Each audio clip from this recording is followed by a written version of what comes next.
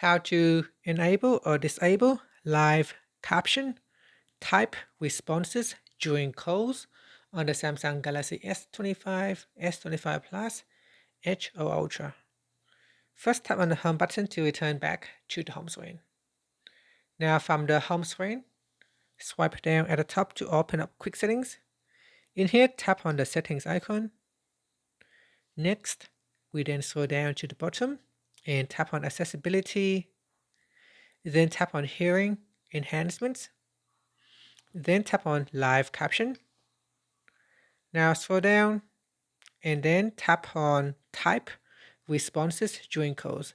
Tap on the toggle button to disable or enable this feature.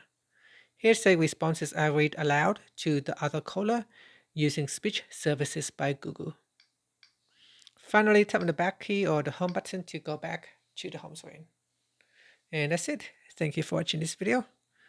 If you find it helpful, please like and subscribe to my channel for more videos.